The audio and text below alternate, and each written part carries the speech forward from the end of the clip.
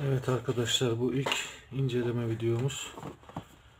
7 inç dijital mikroskop inceleyeceğiz. Özellikle elektronik işinde uğraşanlar bilirler. Bu ince işlerde lehim yapmak için mercek mikroskop kullanmak çok iyi oluyor. Ben daha önce mercekle birçok işi hallediyordum ama artık komponentler de bayağı bir küçüldü. İşi daha da kolaylaştırmak lazım. En ucuz yöntem bu LCD mikroskop. Yani cihaz fiyatına göre bayağı iyi. Daha önceden inceledim. Şimdi sizin için de tekrardan bir videolu anlatım hazırladım.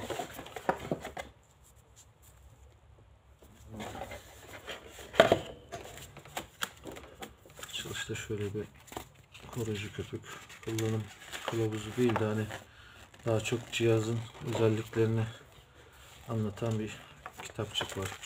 Zaten çok da bir detay yok aslında cihazın kullanımında. Böyle bir kitapçık. Cihaz burada. Böyle bir şey. Şu ledleri lensin tam önünde. Herhangi bir marka falan yok. Zaten Çin malı. Tam Çin işi diyelim. Bir etiket bilgisi bir şey yok. Bir mikroskop yazıyor önünde. Bunu farklı markalarda, isimlerde satılıyorlar ama kalıp hep aynı. Şunlar güç girişi. Telefon şarjları da kullanılabilir. 128 GB SD kart girişi. Şu potans ışığı ledlerin parlaklığını ayarlıyor.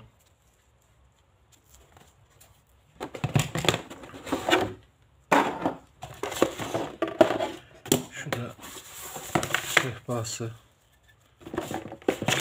adaptörü. Bunları kaldıralım. Sehpa yani çok kalitesiz bir şey değil. Ağırlığı falan yeterli. Montajı da basit. Şuradan çeviriyoruz. Bunu sonuna kadar çevirmeyin. Zaten burada kalıyor.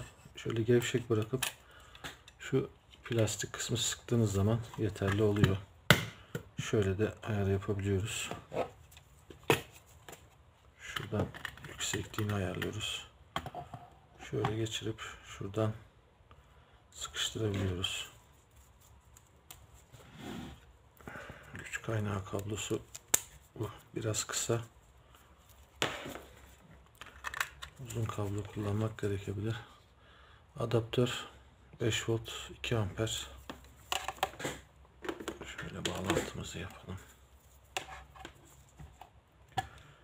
Şu kabloyu takmak biraz zor olabilir. Çünkü bayağı bir dar burası. Tam sıfır yani. Adaptörü taktığımız gibi ışık, cihaz çalışıyor. Şimdi bu açma kapama tuşu. Zaten sembolden de belli. Bu menü. Bu video veya fotoğraf moduna geçiş için. Şunlar yukarı aşağı. Bu da OK tuşu. Menüye giriyoruz. Normalde ilk menüye girdiğimiz anda ilk olarak videonun ayarlarını görüyoruz. Burada işte tarih, döngü kayıt gibi özellikleri var. Menü tuşuna bir daha basınca cihazın ayarları çıkıyor. Ekran koruyucu, otomatik kapanma. Şuradan dil ayarları var. İlk başta İngilizce olarak açıyor. Bu dil ayarlarından Türkçe'ye çevirdim. Birçok dil var burada.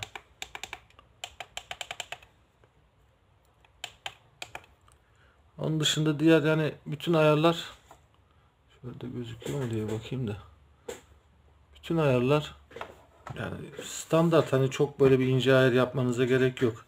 Işık ayarları olsun, diğer şeyler olsun. Hepsi en iyi düzeyde. Hani bir tek çözünürlüğü düşük ayarlarsınız. O da gerek yok. Yani onun dışında ayarlarda pek bir şey yok. Ekran koruyucu, otomatik kapanma, ışık kaynağı frekansı, dil, tarih, saat ayarları, format, o gibi şeyler var.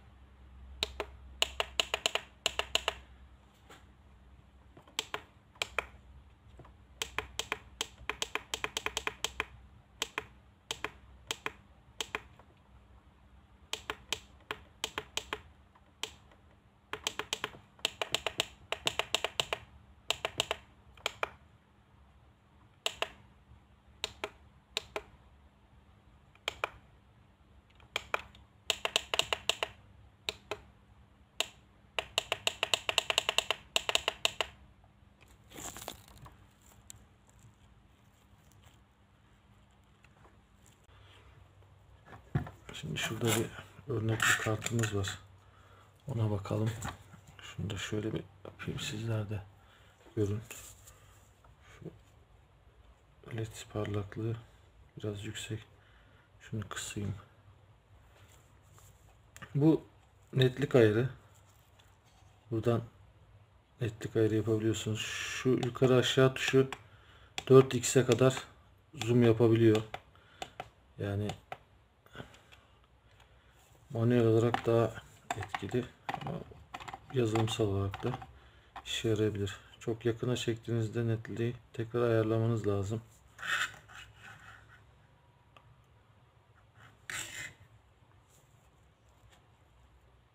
Evet.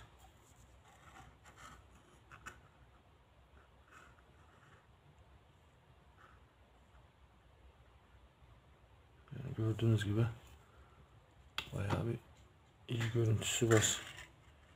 Şurada tam bir detaylı bir ayar yapacağım. Tam tutamadık ki. Bir yandan da size göstermek için geriye doğru yatırdım. Tekrar netlik ayarı yapalım. Evet.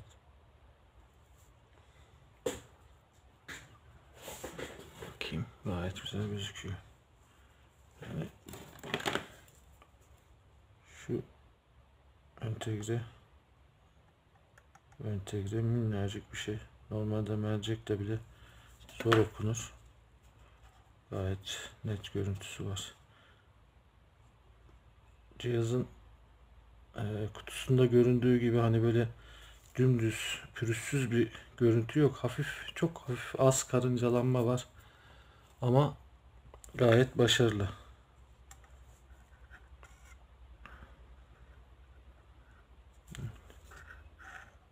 Durum bu.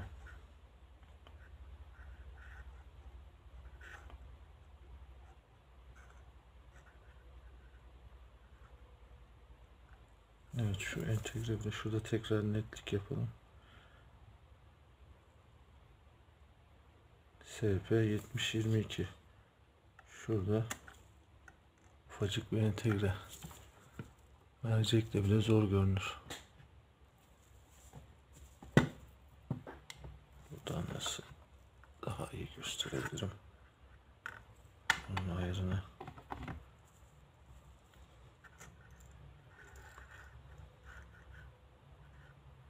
Tekrardan bir netlik ayarı yapmam gerekecek.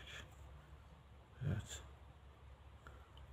Gördüğünüz gibi yani bayağı güzel görüntü veriyor. Bunu da zaten resimlerini de çekeceğim.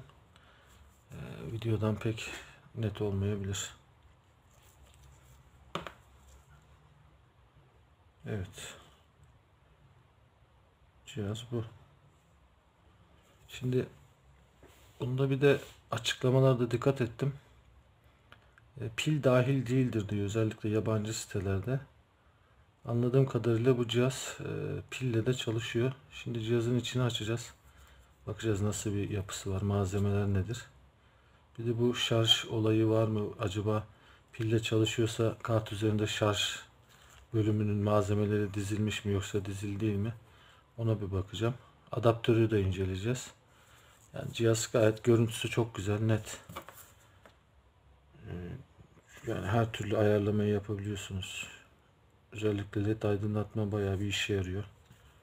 Şimdi de cihazı açıp bakalım. Evet. Şimdi cihazımızı açalım. Kaç?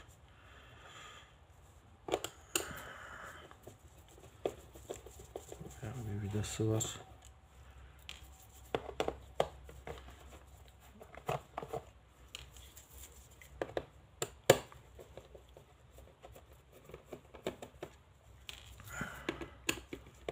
Bu arada şurada bir de belirtmeyi unuttum, bir reset tuşu var.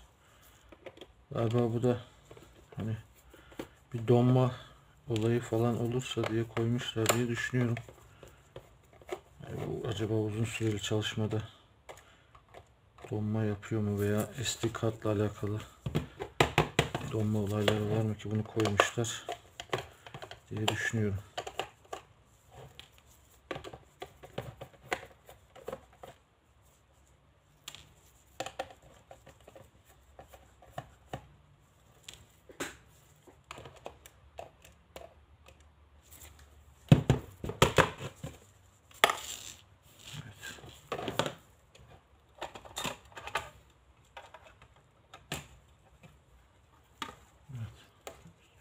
daha. Bayağı da minik bir kartı varmış. Şunu ekrana bir alalım şuradan. Ekranda herhangi bir marka falan bir şey yok. Model numarası var. 2021 2. ayın 19'u. Kartı da böyle bir şey. Evet, pil sanırım şu sokette pil bağlanıyor. Şu kartı da bir ayıralım.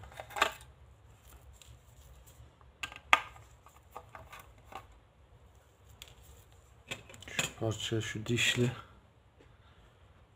Ayrıca netlik ayarı için, fokus için şuradaki parçayı çeviriyor. Burası mekanik. Bakalım. Evet. Şu kısım led. Büyük ihtimal led, evet. Led'im bunlar. İşte led için DC çevirici var burada. Evet. Burada sokette zaten artı eksi yazıyor. Büyük ihtimal buraya pil bağlanıyor. Zaten bunu da voltajını ölçeceğim. Burada voltaj var mı? Ona göre bir şeyler diyebilirim. Şurası şarj katı. Malzemeler var. Şurası da LCD aydınlatma, yine DC çevirici. Şu çip neymiş ona bakalım. JL yazıyor. AC20AP2F uzayıp gidiyor. Yani bilindik bir şey değil. Çip değil. ET 9528. Evet, yani hiçbir parçası bizim piyasamızda bilinen şeylerden değil. Bu da böyle. Şunu bir şarj voltajı şurada var mı yok mu ona bir bakalım. Şöyle bir voltaj vereyim şurada.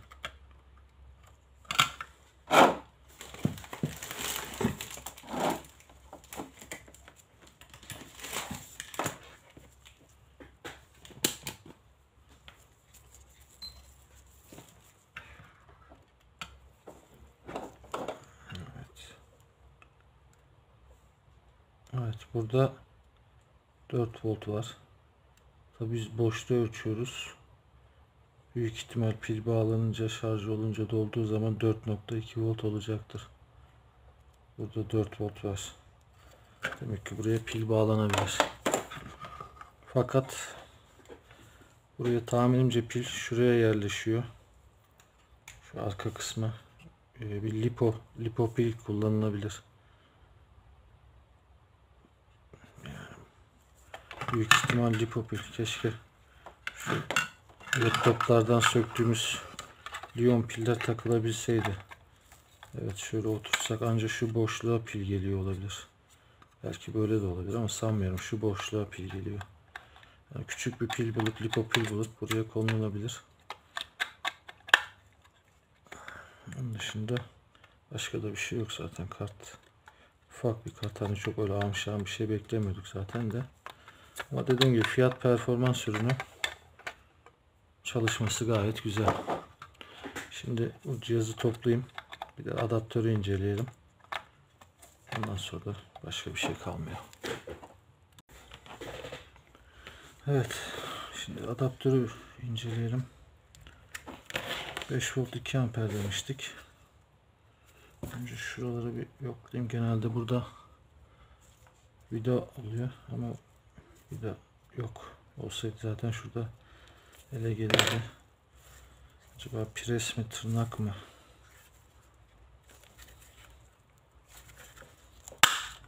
Evet, tırnaklıymış. Herhalde artık pres de bayağı maliyetli oluyor. Şöyle bir sökelim.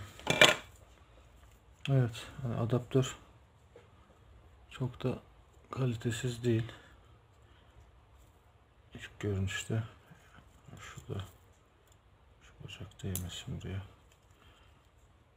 Yani en azından SMPS kontrol entegresi var.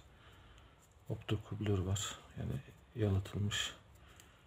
Yalnız burada şu 220 volt doğrultması sonrasındaki kullanılan kondansatör 2 ampere göre bayağı bir değeri düşük 6.8 mikrofarad.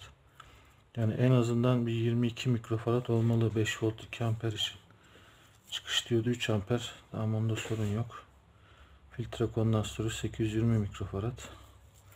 Şu çip neymiş merak ettim. Bilindik bir şeyler mi?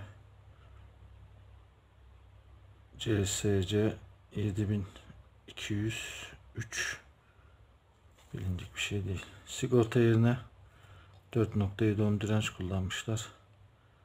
Burada da MB10M 1 amper diyot galiba. 1 amper 1000 volt olabilir. Evet. Yani adaptör kalitesi güzel ama bu kondansatör 2 ampere göre çok düşük. Gerçi cihazın çektiği akım ne kadar ona bir bakalım. Adaptör iyi yani idare eder. Ama şu kondansatörü değiştirdim. Büyük ihtimalle değiştiririm veya başka bir adaptör kullanırım. Sanki acaba bu sadece şarj adaptörü mü? Bunu piyasaya böyle veriyorlar ama belki sadece şarj için kullanıyordur. Şunun çektiği akıma bir bakalım öncelikle. Şurada benim böyle ufak tefek işlerde kullandığım ucu açık bir USB kablom var. Soket de çok sıkı, bir de şu aradaki mesafe çok dar olunca takması zor oluyor. En çok bunda sorun yaşarsınız zaten. Evet, bunu taktık. Şurada güç kaynağımı bağlayıp şu akımına bakayım. Evet.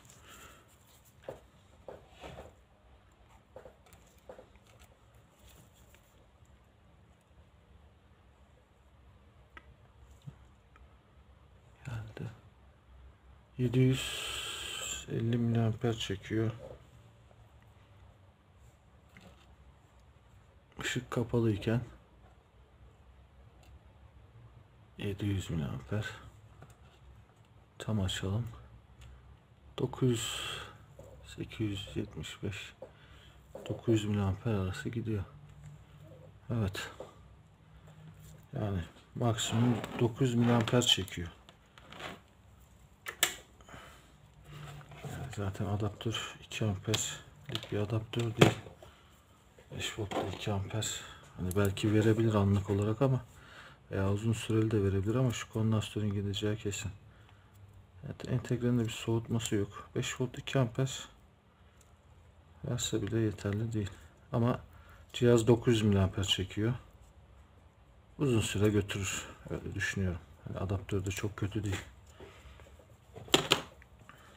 Evet. İncelememiz bu kadar. Şimdi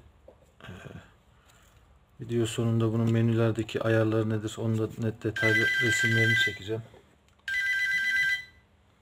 O resimleri de videoya ekleyeceğim. Onun dışında başka da bir şey yok. Yani fazla da uzatmaya gerek yok. Cihaz güzel. Fiyat performans ürünü. Görüntü gayet net. Hepsinin resimlerini ekleyeceğim. Şimdilik bu kadar. Başka inceleme videolarında görüşmek üzere. Belki daha da farklı şeyler de olabilir. Herkese iyi çalışmalar. Kablo işi de nasıl olacak bilmiyorum. Öyle mikrofon, wireless mikrofon deneyeceğiz artık.